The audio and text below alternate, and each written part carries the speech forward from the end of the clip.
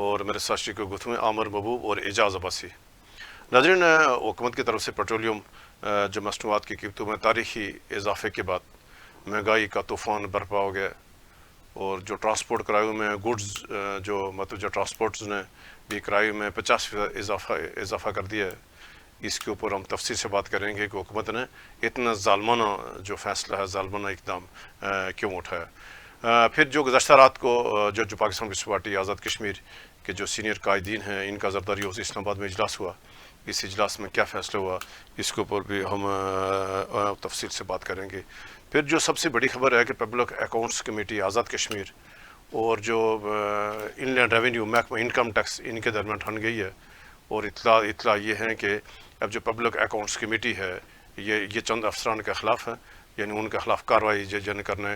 کا ارادہ رکھتی ہے. اس کے اوپر ہم تفصیل سے بات کریں گے. پھر جو صدارتی الیکشن کا معاملہ ہے، ظاہر ہے اس کے اوپر ہم تفصیل سے بات کریں کہ 2 ماہ ہو گئے ہیں ابھی تک جو صدر کا الیکشن کا دور تک یعنی کوئی نشان نہیں ہے. پھر جو پاکستان تحریک انصاف کے رجسٹریشن کا معاملہ، کل اس کی سماعت ہے. پھر جو یعنی گزشتہ 4 روز سے اطلاعات ہیں کہ جب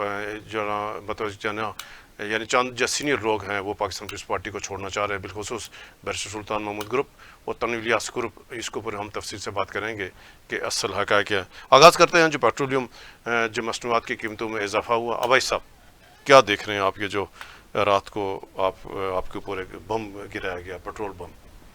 کبیل صاحب بہت شکریہ. یہ پاکستان کی تاریخ میں ایک وقت میں پیٹرولیم مصنوعات کی قیمتیں سب سے زیادہ بڑھنے کا یعنی پہلا ایک سمجھ لیں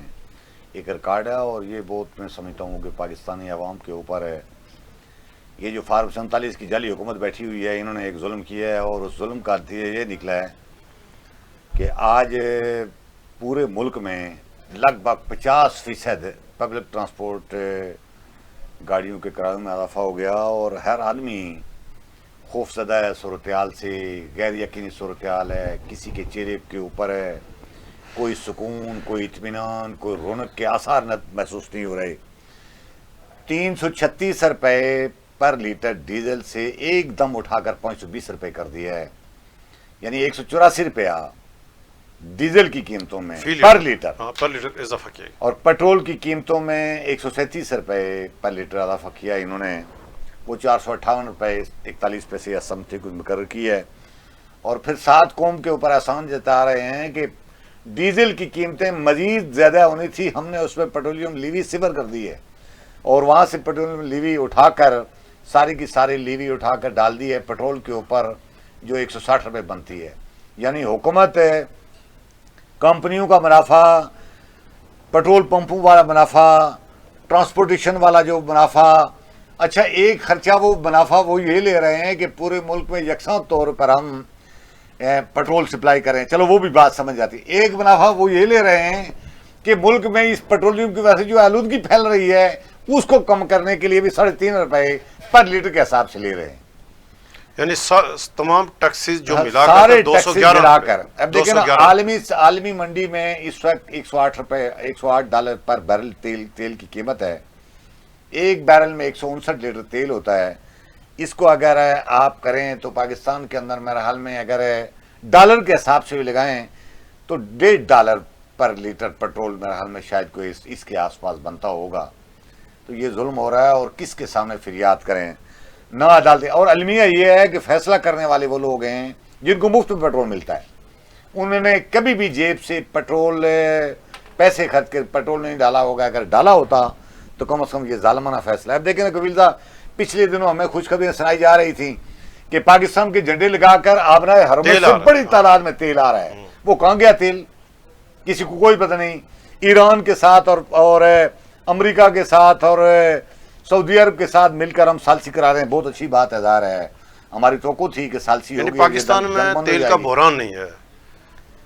ہمارے آس پاس پڑوسی ممالک میں کہیں بھی یہ ظالمانہ سلوک نہیں کیا جا رہا. سعودی عرب میں اتنا مہنگا نہیں ہوگا جہاں براہ راست یہ سارا بحران ہے. ایران میں نہیں ہے، کویت میں نہیں ہے، ان ملکوں میں نہیں ہے. اور پاکستان سب سے زیادہ متاثر ہے. اور ساتھ ساتھ ایک تو یہ ہے کہ تیل کی قیمتیں ٹھیک ہے، سپلائی کم ہو رہی ہے تو آپ تیل کی قیمتیں اوپر لے جا رہے ہیں. साथ अपना लीवी की सूरत में और जो दूसरे मुनाफे हैं वो भी 211 रुपए पर लीटर टैक्स उठाकर ऊपर ले जा रहे हैं। ये जालमाना है। देखिए ना, इस मौका पर जरूरत ये थी कि अगर इंसानी हमदर्दी वाला, अपनी अवाम के साथ हमदर्दी रखने वाला को हुक्मरान बैठा होता तो मुल्क भर में टैक्स कम अज कम सिफर कर देता, ये लीवी खत्म कर देते तो लोगों को रिलीफ दिया जा सकता है। आप जो कीमत खरीद है उससे कम नहीं दे सकते, लेकिन अपने मुनाफे जो कम करके किया जा सकता था। मुल्क भर के अंदर इस वक्त जरूरत यह है कि जो सड़कें निकाल रहे हैं उनके पैसे नाम पर पैसे मुख्तस के खाने पीने का जो रास्ता बनाया हो, इसको रोक कर अवाम को रिलीफ दिया जा सकता है। लेकिन सवाल ये पैदा हुआ, रिलीफ तो वो दे कबील साहब जिसने वोटें लेकर यानी हुकूमत बनाई हो। तो इन्होंने तो मेरे ख्याल में तय किया हुआ है कि पाकिस्तानी कौम ने इनको जो वोटें नहीं दी तो पूरी तरह इन्होंने मौका तलाश करके सजा दिया, और अभी मजीद खतरा इस बात का मौजूद है कि ये इस साल में मजीद इसको महंगा करेंगे। अफसोस किया जा सकता है। अमर साहब, आपके देखें ज़रा, यानी दुनिया के हर कोने में जब भी कि इस तरह के बहरान आते हैं तो हुकूमत यानी अकामी इक़दाम उठाती है। जैसे अबाई साहब ने कहा कि ऐसे हालात में हुकूमत जो अपने हिस्से का टैक्स है उसको हुकूमत छूट देती है, कि बजाय ऐसे हालात में कि जब ये पाकिस्तान पहले से ही जो पाकिस्तान के अवाम है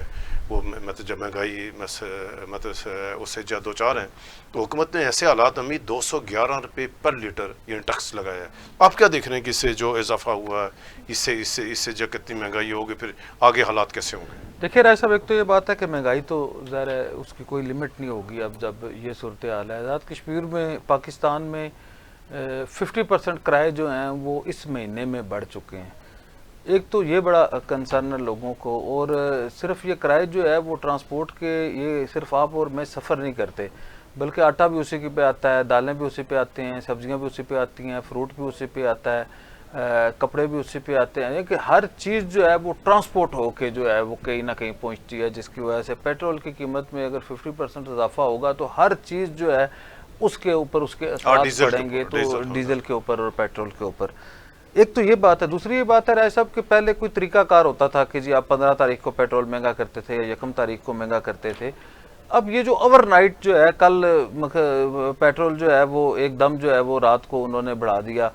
2 तारीख को, 3 तारीख को। तो ये जो कल ये किया जा रहा है, इससे पहले भी आपको पता 75 रुपये इजाफा किया था और 200 रुपये इजाफा कर दिया था हाई ऑक्टेन की उसमें। अब ये पेट्रोल पंप वाले जो होते हैं इनके पास कोई पेट्रोल जो है ये पहले ही रोक लेते हैं।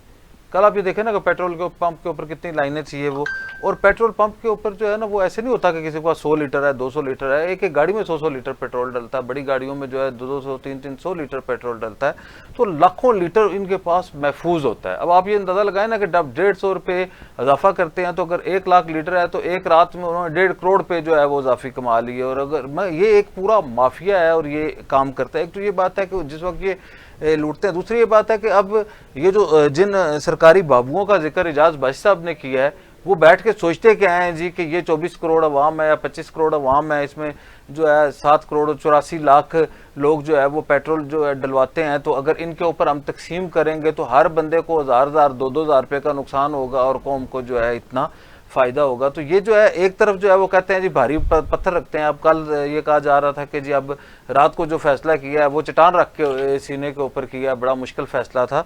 जंगों के राय सब इसरात ज़रूर होते हैं कि जब अमेरिका और इसराइल ने ये जो जंग शुरू की थी तो ये कहा जा रहा था कि इसके असरात होंगे और पूरी दुनिया जो है इसकी लपेट में आएगी। और पूरी दुनिया उसकी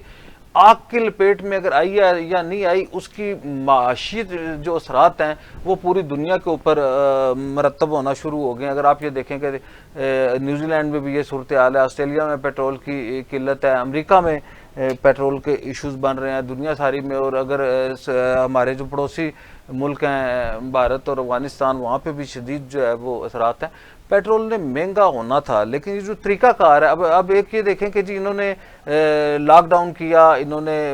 3 छुट्टियां कर दी, उसके बावजूद जो है वो 24% इजाफा हो गया है पेट्रोल की मसनूआत। इसका या तो ये बात है कि होलसेल डीलर जो हैं वो पेट्रोल ज़्यादा ले रहे हैं, आगे जो है वो नहीं दे रहे, महंगा कर करके बेच रहे हैं, या ये बात है कि इन्होंने ये जो मसनूई था, ये जो बुरान पैदा कर देते हैं कि जी पेट्रोल ख़त्म हो रहा है। पेट्रोल रात को मैं लाहौर से आ रहा था तो 1-1 घंटे की लाइन थी पेट्रोल लेने के लिए, ठीक है जी। या तो ये बात है आधे घंटे बाद भी वो महंगा करना है तो उसी वक्त महंगा कर दें कि जी 8 बजे से महंगा है, कि लोग जो हैं वो जलील तो ना हो अगर आपने पेट्रोल देना है। तो इसके जो असरात हैं राय साहब ये तबाहकुन है। عام آدمی جو ہے اس کے لیے مشکلات ہیں. آج حکومت نے، وفاقی حکومت نے بھی، سندھ حکومت نے بھی، پنجاب حکومت نے بھی بہت سے اقدامات کیے ہیں. جیسے انہوں نے موٹر سائیکل والوں کے لیے جو ہے وہ 100 روپے، لیکن میں یہ کہہ رہا ہوں کہ جی 2000 روپے فی موٹر سائیکل والے کو جو ہے وہ 3000 روپے مہینہ مل جائیں گے کہ جی اسے 100 روپیہ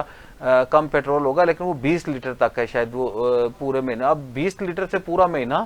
نہیں گزر سکتا کسی آدمی کا. اب آپ یہ دیکھیں کہ جو 20-25-30 ہزار روپے کا ملازم ہے اسے اپنے گھر پہ موٹر سائیکل پہ آنے جانے کے لیے صرف اس کی جو ہے پوری تنخواہ جو ہے وہ لگ سکتی ہے. پبلک ٹرانسپورٹ جو ہے وہ مفت کی ہے. اور یہ دیکھیں کہ آپ لیکن یہ میں بتاتا ہوں کہ اگر وفاقی حکومت میں صرف 35 کروڑ پہ جو ہے وہ فائدہ ہوتا ہے ان ساری بسز سے، جو ہے 35 کروڑ پہ ملتا ہے، تو اسلام آباد میں یہ کرایہ مفت کر دینا چاہیے. یا یہ کون سا ملک ہے؟ یا اگر آپ یہ دیکھیں یہ جسٹیفیکیشن کہ پیٹرول جو ہے وہ 500 کچھ روپے، ڈیزل مہنگا ہے، یا پیٹرول جو ہے وہ 500 کے قریب 450 روپے ہے، تو ایسی جو ہے اس میں جو ہے وہ سارا مفت کر دینا یہ ہے. ترقیاتی فنڈز کی طرف جو ہے وہ اس میں کٹوتی کی جا رہی ہے. میرا یہ خیال ہے کہ اچھے طریقے سے کفایت شعاری کر کے جو ہے وہ عوام کے اوپر کم سے کم بوجھ ڈالا جا سکتا تھا. لیکن میرا یہ خیال ہے کہ حکومت جو ہے ایک طرف یہی کہتی ہے کہ ہم جو ہے وہ عوام کے اوپر جو ہے وہ کم سے کم بوجھ ڈالنا چاہ رہے ہیں، اور دوسرا اس آڑ کے اندر جو ہے یہ پیٹرولیم مصنوعات کے ذریعے عوام کو زیادہ لوٹ رہے ہیں. تو یہ جو ہے یہ افسوسناک اور لمحہ فکری ہے. تیسری یہ بات ہے رائے صاحب کہ، یا آخری اگر میں بات کروں تو یہ جو پیٹرول کی مہنگائی ہے یہ اس نے زمین بوس کر دی ہے. میں اعجاز بھائی صاحب کی بات سے اتفاق کروں یا نہ کروں، فارم 45 47 ان ساری باتوں کو اگر چھوڑ بھی دیا جائے تو جس کی حکومت کے اندر جو ہے وہ 2 وقت کی روٹی کھانا مشکل ہو جائے، غریب اور غریب کے بعد جو ہے وہ متوسط طبقہ، لوور مڈل کلاس اور مڈل کلاس کے لیے جو ہے وہ شہباز شریف کے ہیں، مریم نواز صاحب کے ہیں، خواجہ آصف کے ہیں، جو سارے حکمران جمہوری عمران خان کے دور میں 5-6 روپے لیٹر ہوتا تھا. میں یہ کہہ رہا ہوں، میں رائے صاحب یہ کہہ رہا ہوں کہ یہ تو الگ بات ہے نا، لیکن میں یہ کہہ رہا ہوں کہ آپ صرف ایک بات سوچیں جو اعجاز بھائی صاحب نے کہا ہے کہ انہوں نے کبھی، ان سب نے کبھی اپنی جیب سے پیٹرول ڈلوایا ہے؟ میں کبھی کسی، یہ جو فیصلہ ساز ہیں انہوں نے کبھی پیٹرول ڈلوایا ہے اپنی جیب سے کہ انہیں پتہ ہو کہ جی باہر کیا ہو رہا ہے؟ ان کے تو باقی مسائل بھی کوئی نہیں ہے نا، ان کی گاڑیاں بھی نہیں ہیں، گاڑیوں کی مینٹیننس بھی ہوتی ہے سارا کچھ. تو یہ لمحہ فکریہ ہے کہ ملک کا نظام ان لوگوں کے ہاتھوں میں ہے، مہنگائی کرنے کا اختیار ان لوگوں کے ہاتھوں میں ہے جنہوں نے کبھی اپنی جیب سے خرچ ہی نہیں کیا. تو میرا یہ خیال ہے کہ اس نے پاکستان مسلم لیگ نون کو بطور جماعت اور حکمران اتحاد جو ہے پاکستان پیپلز پارٹی کا، مسلم لیگ نون کا اور ان کی جو دیگر جماعتیں ہیں انہیں شدید دھچکا لگا ہے. اور وہ جو لوگ جو ہے اپوزیشن میں بیٹھے ہوئے ہیں، یا جو عمران خان کے کمپینینز ہیں، یا جو وہ اس کے جو موقف کو جیل کے اندر بیٹھ کے بھی جو ہے تقویت ملی ہے. ایک طرف پاکستان جو ہے عالمی سطح پہ اتنا بڑا کردار ادا کر رہا ہے، پاکستان کی فوج کی عزت میں بڑا اضافہ ہوا ہے، پاکستان کی جو طاقت تھی اس سے جو ہے وہ اس کی اہمیت کا اندازہ لگایا جا رہا ہے، پاکستان ثالثی کے کردار میں ہے. اور دوسری طرف آپ یہ دیکھیں کہ اس نے پاکستان کو، جو بیرون ملک میں پاکستان کی عزت میں اضافہ ہوا تھا، یا پاکستان جو ہے وہ بنیادی کردار کے طور پہ گیا تھا، ان پیٹرولیم مصنوعات کی بے چجے طریقے کے ساتھ جو ہے اضافے کی وجہ سے وہ پاکستان کے اندر زمین بوس ہو گئے. اگر یہ حکمران رہیں گے تو پھر ہی ان کی دنیا میں عزت ہوگی نا. اچھا، اب ایسے میں بھی ہم آتے ہیں کہ صدارتی الیکشن کا معاملہ جو آزاد کشمیر کے آئین کے اندر کہ صدر کے انتقال کے بعد 30 دن کے اندر وہ ایک آئینی ضرورت تھی. 60 دن ہو گئے، بلکہ آج 61 دن ہے صدارتی الیکشن نہیں ہو، اور دور تک کوئی ایسا کوئی امکان بھی نہیں ہے. اور کیا دیکھ رہے ہیں کہ آزاد کشمیر کے اس نظام کے ساتھ کیوں کھلواڑ کیا جا رہا ہے؟ یہ کفیل صاحب بہت افسوسناک بات ہے. ہم کئی بار بات کر چکے ہیں کہ آزاد کشمیر میں جن لوگوں کی ذمہ داری ہے کہ وہ آئین و قانون پر عمل کریں، وہ خود آزاد کشمیر کی ریاست کو غیر آئینی کام کی طرف پلان کے ساتھ ایک ہوتا ہے نادانستہ، یا کہیں بھول چوک ہو جاتی ہے یا غفلت ہو جاتی ہے، یہ نہیں، پلان کے ساتھ منصوبہ بندی کر کے غیر آئینی کاموں کی طرف دھکیلے. کل میں چیف الیکشن پی صاحب کی شاید کسی انٹرویو میں سن رہا تھا، وہ پوچھ رہے تھے جی وہ صدارتی الیکشن، تو انہوں نے بڑی حیران کن، میں تو آئینی قانون ماہر نہیں ہوں لیکن مجھے بھی بڑی حیران کن بات لگی ہے. انہوں نے کہا جی کہ وہ اصل بات یہ تھی کہ ہمارا جو اختیار ہے وہ مدت پوری ہونے کے بعد الیکشن کروانے کا، چاہے وہ صدارتی ہوں یا عام انتخابات ہوں. یہ چونکہ ایک حادثاتی موت کی صورت میں صدارتی عہدہ خالی ہوا ہے، اس پر ہم پابند ہیں اسپیکر اسمبلی کے کہ وہ ہمیں آگاہ کریں گے کہ عہدہ خالی ہے تو ہم کروائیں گے. اس لاجک سے مجھے کوئی سمجھ نہیں آ رہی کیا بات کریں. اس کا مطلب یہ ہے کہ اسپیکر صاحب نہ چاہیں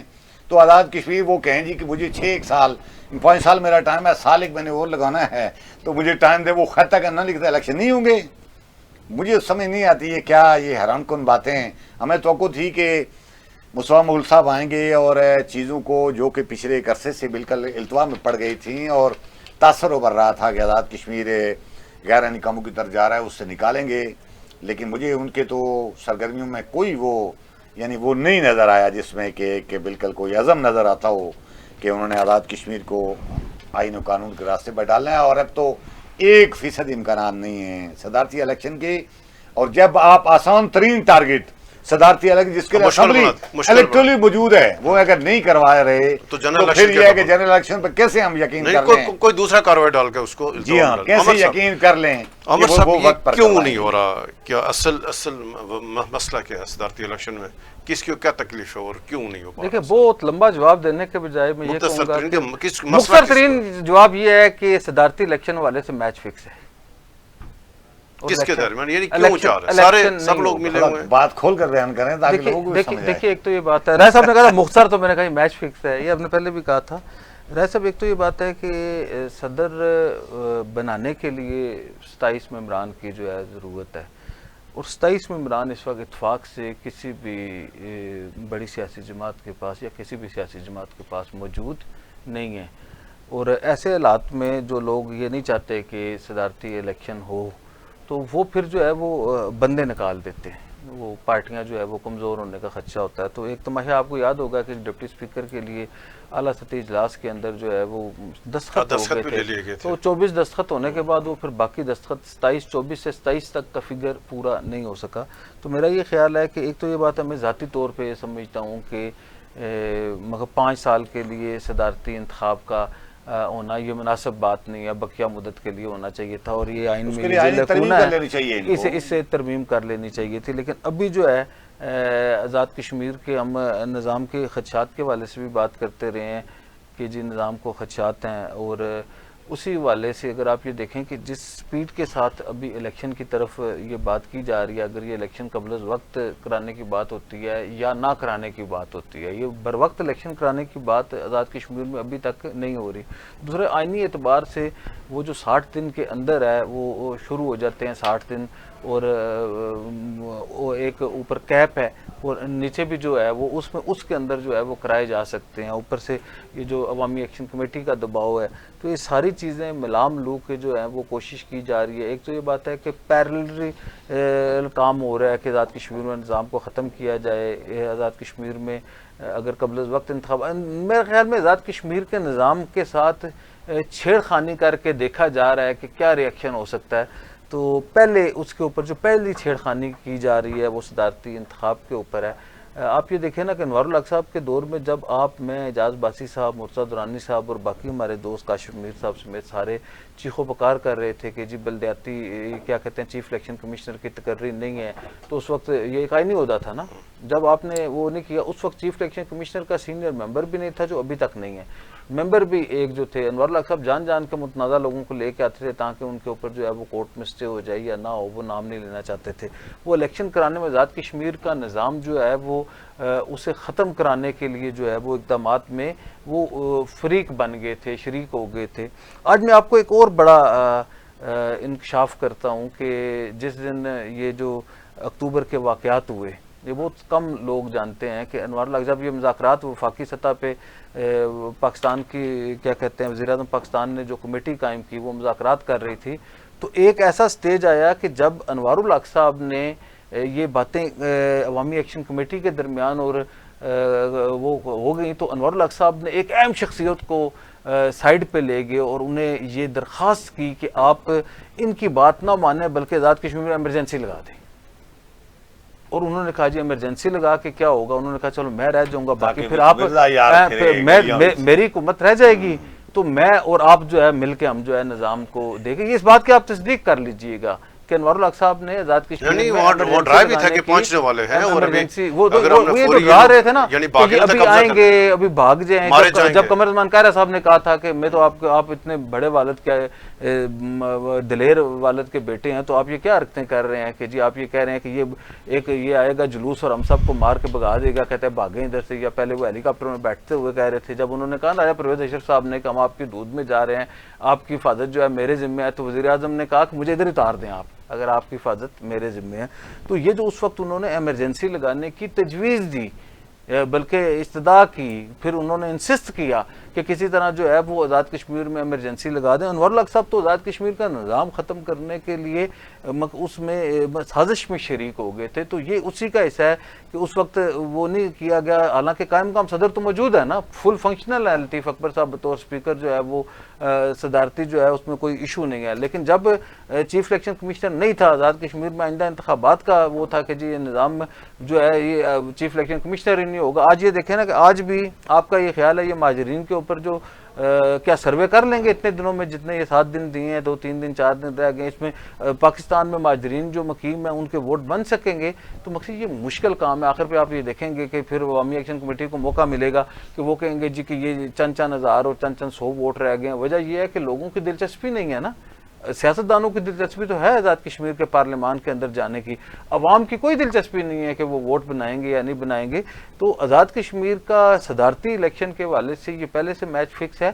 اور یہ جو ہے بات نہ صرف آپ میرے تک پہنچی ہے بلکہ یہ بات جو ہے آصف علی زرداری صاحب تک بھی پہنچا دی گئی ہے. پہلے بلاول بھٹو صاحب نے اس کے اوپر ریزسٹ کیا تھا, پھر بعد میں وہ بھی جب انہوں نے دیکھا کہ میری پارٹی کی جو ہے وہ گرپ جو ہے وہ آہستہ آہستہ کمزور ہوتی جا رہی ہے تو وہ بھی مان گئے. اسی طرح جو ہے وہ شہباز شریف صاحب اور نواز شریف صاحب کی خواہش تھی کہ یہ الیکشن ہو ہی نہ, تو اگلی بار اگر ہم حکومت بنائیں تو صدر اور وزیر اعظم بھی ہمارا بنے. تو یہ جو ہے ایک فکس میچ تھا کہ ابھی جو ہے آپ ایک جو ہے وہ قائم مقام صدر کے ساتھ گزارا کر لیں باقی ٹینیور میں, تو اگلی بار صدر ہم جو بھی بنے گا جیتے گا وہ صدر بنا لے گا. اچھا بھائی صاحب, درمیان ایک اور معاملہ جو آزاد کشمیر الیکشن کمیشن کے زیر کار ہے کہ پاکستان تحریک انصاف کی جو رجسٹریشن کا معاملہ وہ ان کی کل سماعت ہے. ایک تو کل یعنی پتہ لگ جائے گا تو کیوں باقیوں کی ہو گئی ہے, لبریشن لیگ کی اس کی رجسٹریشن ہو گئی ہے. آپ کیا دیکھ رہے ہیں کہ دوبارہ کیا واقعہ یہ بھی کوئی میچ فکس ہے کہ تحریک انصاف کے حوالے سے کیا آپ کے پاس کیا اطلاعات ہیں؟ کفیل صاحب, یہ آثار قرائن تو یہی بتا رہے ہیں کہ آزاد کشمیر میں بھی تحریک انصاف کو اسی طرح الجھایا جا رہا ہے جس طرح پاکستان میں الجھایا گیا تھا. ویسے پاکستان میں تو بات سمجھ آتی ہے, تو آزاد کشمیر میں تحریک انصاف موجودہ ماحول میں تو مجھے نہیں لگتا کسی کے لیے بہت زیادہ کوئی خطرے کی علامت ہو یا نشانی ہو یا آثار ہوں یا کوئی تھریٹ محسوس کرتا ہو.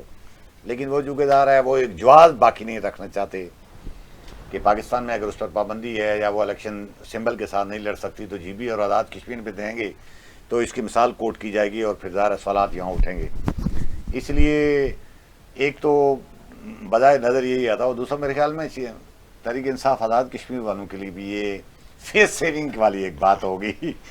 کہ ان کی عزت بچ جائے گی. اس لیے کہ آزاد کشمیر میں مجھے لگتا ہے یہ نہیں ہے ان کا جب تک عمران خان اندر ہیں, تو جب تک ان الیکشنوں میں تحریک انصاف کو ملنے والا کو تو خاص مجھے نظر نہیں آتا. ہاں عمران خان باہر آ جائیں تو پھر تو آزاد کشمیر کیا پاکستان کا نظام بھی سارا تبدیل ہو سکتا ہے. تو ویسے جلد سازی ہے, لیکن میں سمجھتا ہوں کہ آزاد کشمیر کے الیکشن کمیشن کو محض کسی دباؤ کے تحت یا رسمی یا کسی مثال کو سامنے رکھ کر کوئی فیصلہ کرنے کے بجائے آزاد کشمیر کے آئین و قانون اور آزاد کشمیر کا جو متنازع خطہ ہے اور جو سینسٹیوٹی ہے اس کو مد نظر رکھ کر اگر جس کرائٹیریا اور اس کسوٹی کے تحت باقی سیاسی پارٹیوں کو انہوں نے رجسٹریشن دے دی ہے, اگر تحریک انصاف وہ پورا کرتی ہے تو اس کا رائٹ بنتا ہے, اور اگر نہیں دے گی تو یہ ناانصافی ہوگی. اچھا عمر صاحب, ابھی بات ہے کل یعنی گزشتہ رات کو اسلام آباد میں ایک اعلیٰ سطحی اجلاس ہوتا ہے اس میں جس میں پاکستان پیپلز پارٹی آزاد کشمیر جو سینئر جو قیادت ہے اس کو جو مدعو کیا گیا, تو ناظرین مطلب جو جاننا چاہیں گے کیا ہوا اس اجلاس میں, کون کا شریک تھا؟ یہ بات ہے کہ کل مختلف جو سوشل میڈیا پہ خبریں گردش کر رہی تھی اس میں یہ خیال کیا جا رہا تھا کہ شاید صدر پاکستان آصف علی زرداری صاحب نے آزاد کشمیر کی قیادت کو جو ہے وہ بلا لیا. پھر بعد میں پتا چلا کہ جی وہ اجلاس جو ہے شاید زرداری ہاؤس میں اور ادھر پریزیڈنٹ صاحب ہیں, پھر بعد میں اس کا محترم فریال تالپور صاحبہ کا نام لیا جاتا رہا. تو آج جب ہم نے اس کے اوپر جب رات کو پتہ کیا کہ اس اجلاس میں کیا تھا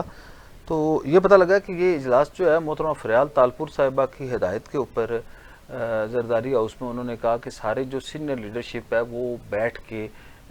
جو چیزیں ہیں آخری مہینہ رہ گیا یا 1.5 مہینہ رہ گیا تو اس کے اوپر جو ہے وہ کوئی مل کے جو ہے لائحہ عمل تیار کریں. اس اجلاس میں پہلے یہ کہا جا رہا تھا کہ محترمہ فریال تالپور صاحبہ جو ہے وہ لائیو جو ہیں وہ آئیں گی, وہ کسی وجہ سے شاید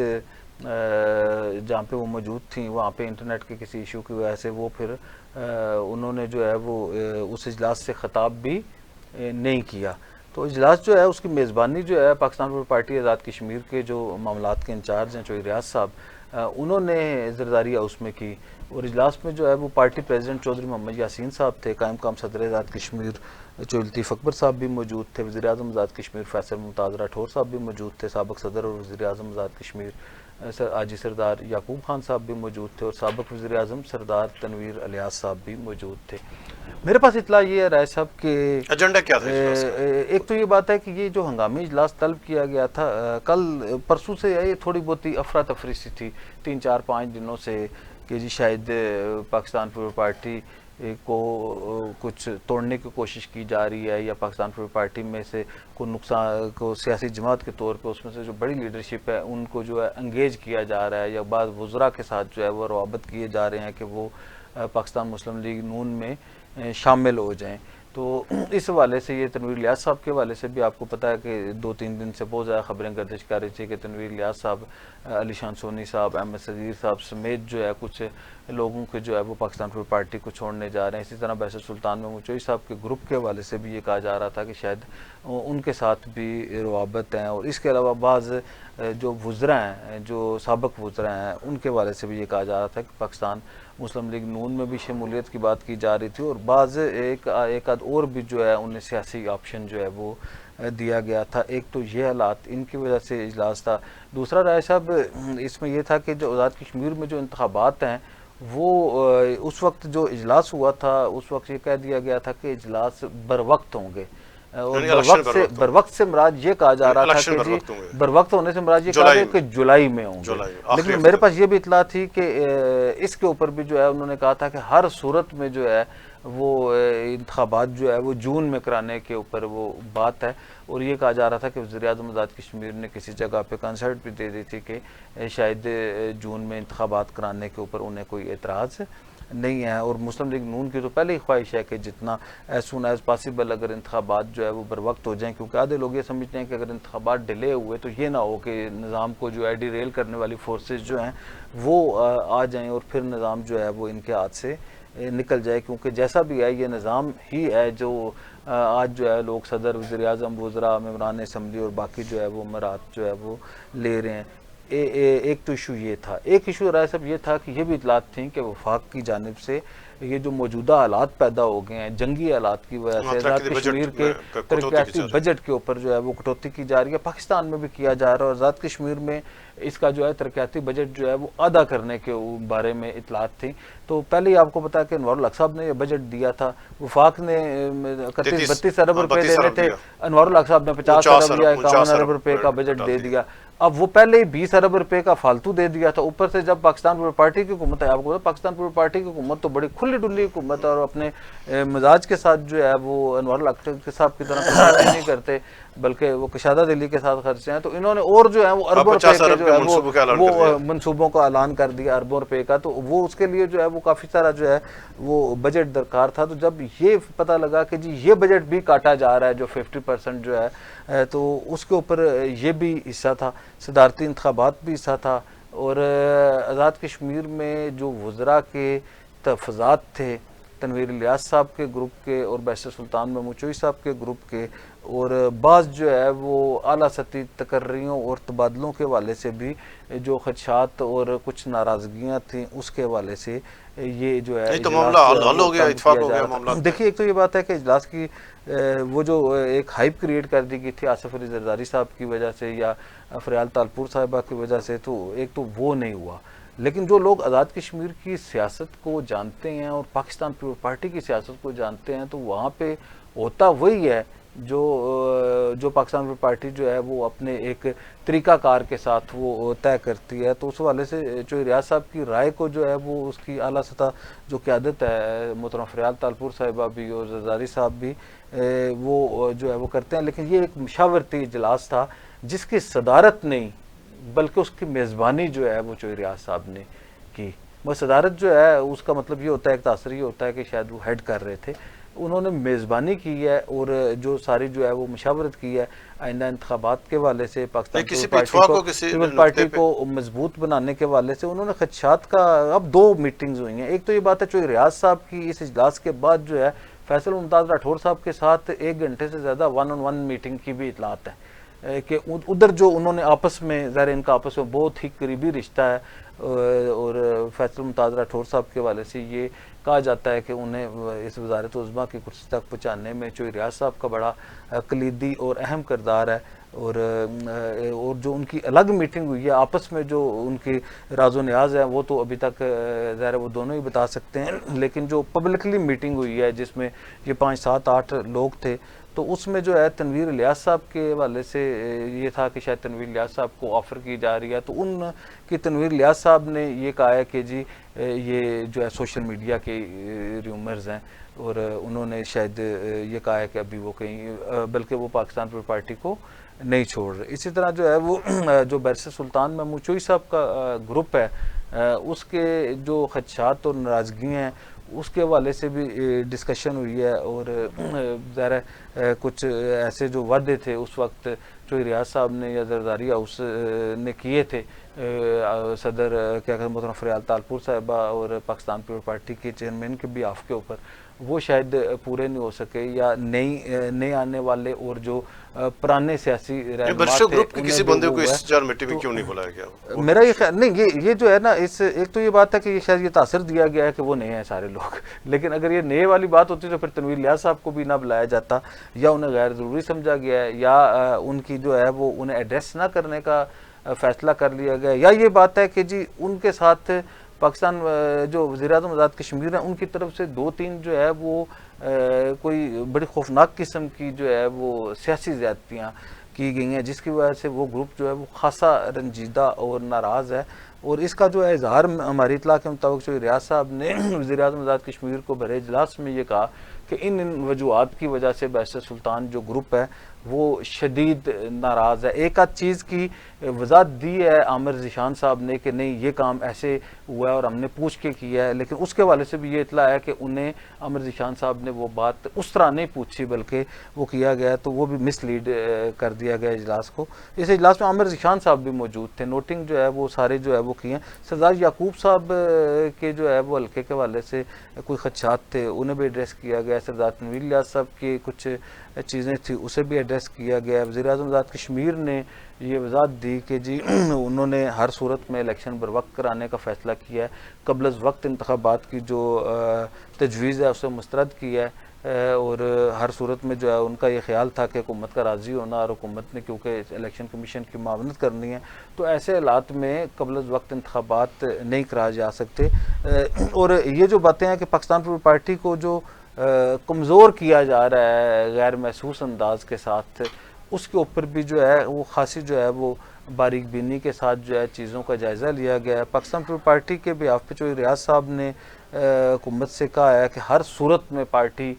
جو آخری 1.5 مہینہ ہے اس میں پاکستان پیپلز پارٹی کو مضبوط کرنے کے لیے اور آئندہ انتخابات میں طاقت کے ساتھ جانے اور آئندہ انتخابات جیتنے کے لیے جو ہے وہ ایسی مربوط حکمت عملی طے کی جائے. اس حوالے سے انہوں نے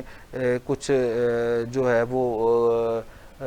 جو باتیں ہیں وہ پارٹی کی لیڈرشپ کی جانب سے جو ہدایات ہیں وہ فیصل ممتاز راٹھور صاحب جو وزیر اعظم آزاد کشمیر ہیں انہیں بھی کر دی ہیں، اور انہیں کہا گیا ہے کہ جتنے سیاسی کارکن ہیں پاکستان پیپلز پارٹی کے جو رہنما ہیں ان کے خدشات بھی دور کیے جائیں، اور لوگوں کو جو ہے وہ زیادہ سے زیادہ آخری یہ جو 1 مہینہ یا 1.5 مہینہ ہے اسے اکاموڈیٹ کر دیا جائے. لیکن میرے پاس ابھی بھی یہ اطلاع ہے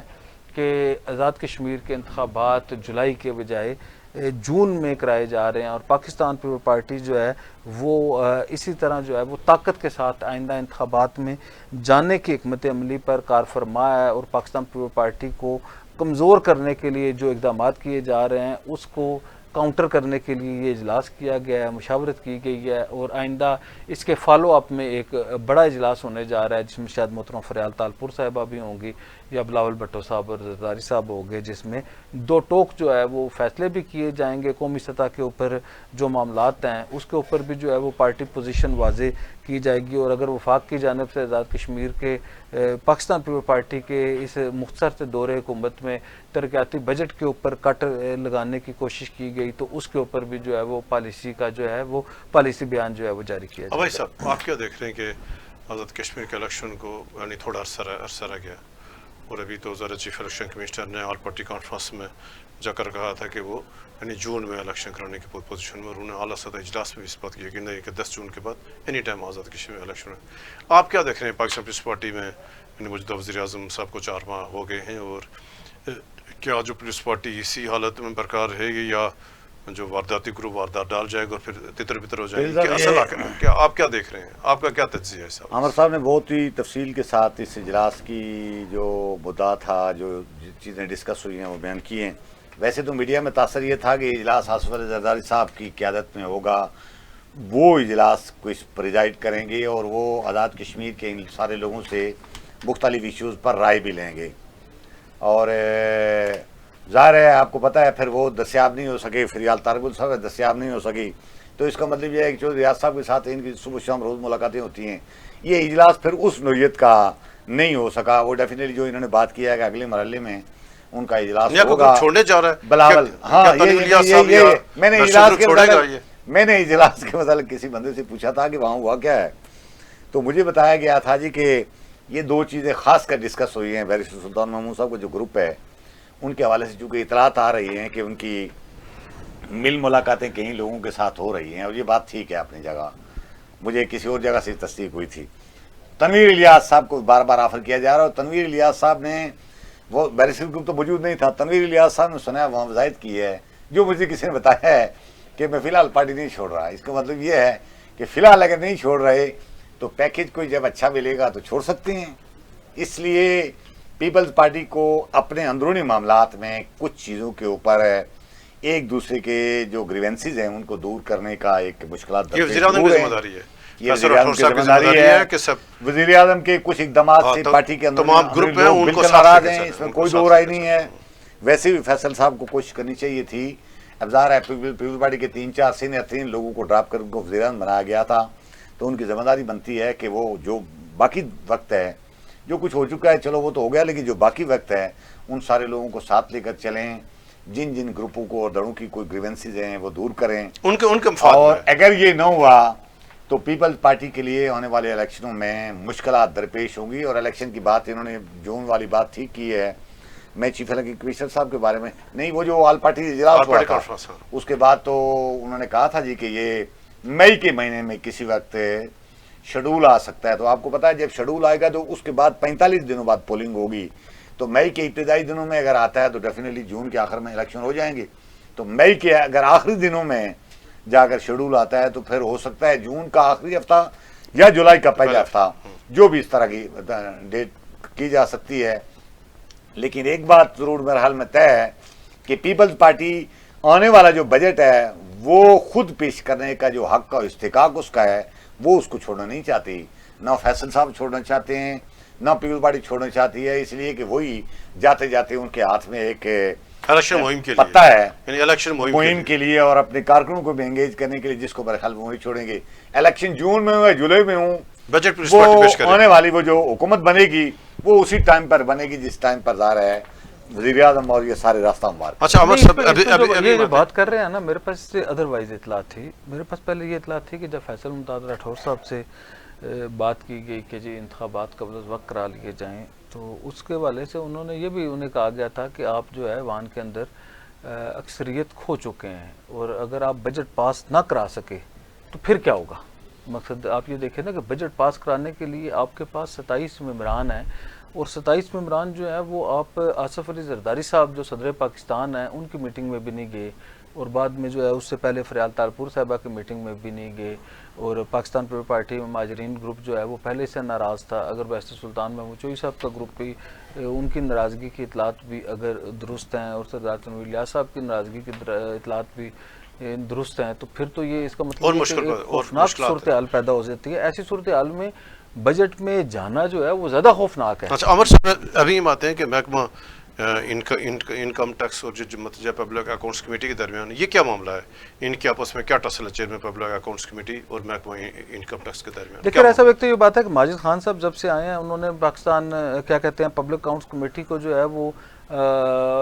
ٹائر بھی لگا دیے ہیں, پر بھی لگا دیے ہیں, اور پبلک اکاؤنٹس کمیٹی جو ہے وہ روزانہ کی بنیاد کے اوپر جو ہے وہ آڈٹ کر رہی ہے. تو یہ کافی تمام محکموں کا جو ہے آڈٹ شروع کیا ہے, کیونکہ ایک طویل عرصے سے جو ہے انوار الحق صاحب نے بلکہ پورے ٹینیور کے اندر جو ہے وہ پبلک اکاؤنٹس کمیٹی کام نہیں کر رہی تھی, تو اس وجہ سے وہ کافی سارا جو ہے وہ کام بڑھ گیا تھا. اور ماجد خان صاحب کے پاس یا ان کی ٹیم کے پاس جو ہے ان کے جو دیگر اراکین تھے ان کے پاس بہت کم ٹائم تھا, اور یہ جو پیرا جات تھے, جو اعتراضات تھے, اس کے اوپر جو ہے وہ بہت سپیڈلی ہی کام کرنے سے جو ہے وہ بہتری لائی جا سکتی. تو عبدالماجد خان صاحب نے جو ہے وہ پوری طاقت کے ساتھ, کیونکہ عبدالمجید خان صاحب جو ہے غیر معمولی جو ہے وہ صلاحیتوں کے مالک ہیں, اور اس کا وہ تھا. تو یہ معاملہ رہا ہے سب یہاں سے شروع ہوا ہے کہ محکمہ انکم ٹیکس جسے آپ آزاد کشمیر میں ان لینڈ ریونیو کہتے ہیں, یا یہاں پہ ایف پی آر ہے وہاں پہ سی بی آر ہے, اس کے جو ہے رائے صاحب 2018 کے ہیں, یہ ابھی کے نہیں ہیں قاسم مجید صاحب کے دور میں. تو اس کا جو ہے وہ ریکارڈ طلب کیا تھا پبلک اکاؤنٹس کمیٹی نے. اس میں جو پیراز تھے رائے صاحب اس میں بہت سارے جو ہے وہ کیا کہتے ہیں آڈٹ پیراز جو ہے وہ سامنے آئے تھے. یہ کروڑوں اربوں روپے کے تھے, جس میں سیل ٹیکس کے تھے پیراز تھے, اس کے اندر جو ہے وہ سگریٹ والوں کے تھے, اس کے اندر جو ہے وہ چائے والوں کے تھے, اس کے اندر جو ہے وہ فوم والوں کے تھے, اس کے اندر جو ہے موبائل والوں کے تھے, اس کے اندر پروفیشنل ٹیکسز کے تھے, اس کے اندر ایکسائز والوں کے تھے, اسی طرح جو ہے اسٹیل ملز کے تھے, اور پروفیشنل ٹیکس کے, فیڈرل ایکسائز ڈیوٹی کے. یہ کروڑوں اربوں روپے کے جو ہے وہ پیراز تھے, جن سے بہت ساری جو ہے وہ ریکوری ہو سکتی تھی. تو اس کے اوپر یہ ہوا کہ قاسم مجید صاحب جو وزیر ہیں اس محکمے کے, بقول ان کے جو سیکٹری ہیں ان کا نام ہے عبدالرحمان صاحب. عبدالرحمان صاحب جو ہیں, ایک تو یہ بات ہے کہ وہ جونیئر ہیں, یہ تو نہیں جونیئر ہونا تو الگ بات ہے, انہیں اس کے ٹیکسز کا پتہ نہیں ہے, اور کہ جی کیونکہ وہ اس پروفیشنلی جو ہے وہ اس سے ان کا کوئی لینا دینا نہیں تھا. تو ایک کمزور آدمی جو ہے کوئی مخصوص حالات کی وجہ سے جو ہے وہ سیکٹری ایکسائز اور انہیں لگانا کوئی شاید وہ کوئی ضرورت کے تحت, نظریہ ضرورت کے تحت جو ہے وہ انہیں سیکٹری لگانا تھا. تو قاسم مجید صاحب کیونکہ سب سے طاقتور وزیر ہیں, وہ یہ نہیں چاہتے کسی صورت بھی کہ ان جو ہے وہ ایشوز کو جو ہے وہ کھولا جائے. تو اس کی وجہ سے یہ ہوا کہ انہوں نے ریکارڈ دینے سے منع کر دیا. تو یہ کوئی آؤٹ آف باکس بھی جو ہے وہ کوششیں کی جاتی رہی ہیں, ان کے درمیان جو ہے وہ خاصی تلخی ہے. تو اب جو ہے وہ تنگ آمد بجنگ آمد والی صورتحال کریٹ ہو گئی ہے. اور اس بار بھی جو اجلاس کیوں دینا نہیں چاہتے, یعنی ریکارڈ کیوں نہیں دینا چاہتے؟ دیکھیں ایک تو یہ بات ہے کہ جو لوگ جمہوریت پہ یقین رکھتے ہیں, جو پارلیمان کے اوپر یقین رکھتے ہیں, پارلیمان کی سپرمیسی کے اوپر یقین رکھتے ہیں, کیونکہ پارلیمان جو ہے وہ سپریم ہوتا ہے, اور جو اس کی کمیٹی ہے وہ بھی سپریم ہے. آپ کو یاد ہے یہ انوار الحق صاحب جو ہے انہوں نے سارا کچھ جو بھی کیا وہ پبلک اکاؤنٹس کمیٹی کے ذریعے کیا تھا. یہ جو انہوں نے بلیک میلنگ کا اڈا کھولا ہوا تھا اور سارے جو ہے سرکاری افسران کو بلیک میل کر رہے تھے. تو ایسی صورتحال میں جو ہے پبلک اکاؤنٹس کمیٹی کیونکہ طاقتور ادارہ ہے, اور اگر یہ کسی کو یکسو کرتی ہے تو اسے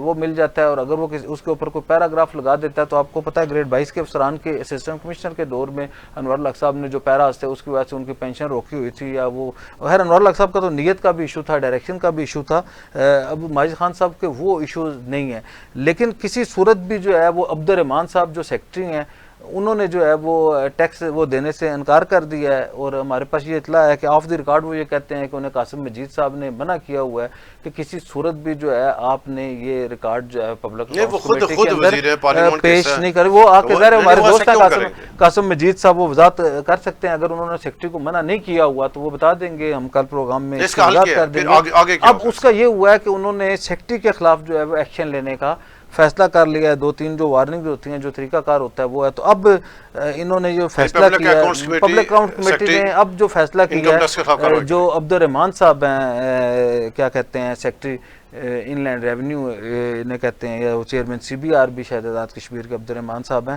ان کے خلاف انہوں نے ایک جو پروسیجر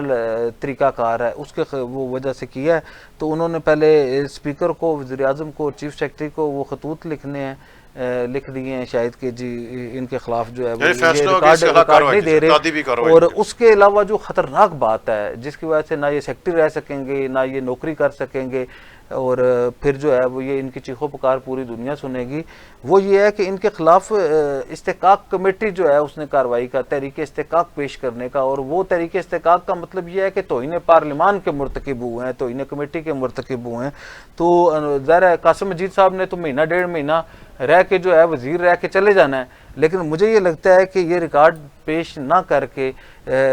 کوئی ایسی صورتحال کی طرف جا رہی ہے کہ شاید یہ جو عبد الرحمان صاحب سیکرٹری ہیں شاید ان کی شاید قربانی لگ سکتی ہے، اور یہ جو ہے نہ صرف بلکہ اپنی سیکرٹری شپ سے بھی جا سکتے ہیں بلکہ اپنی نوکری سے بھی جا سکتے ہیں. بہت شکریہ عمر صاحب. عبد صاحب شکریہ. ناظرین یہ تھا آج کا ہمارا پروگرام، اور اس ٹائم جو حالات ہیں پاکستان کے یا آزاد کشمیر پیٹرولیم ان مصنوعات میں جو اضافہ کیا گیا، اور ہم حکومت سے یہ یعنی اپیل کرتے ہیں، گزارش کرتے ہیں کہ جناب وزیر اعظم شہباز شریف صاحب اتنا بھاری اضافہ عوام پر اتنا بھاری بوجھ نہ ڈالیں جتنے وہ متوجہ برداشت نہ کر سکیں. تو لہٰذا اگر ممکن ہو سکے تو اس پر جو ہے نظر ثانی کی جائے. کل تک اجازت ہے. اللہ حافظ.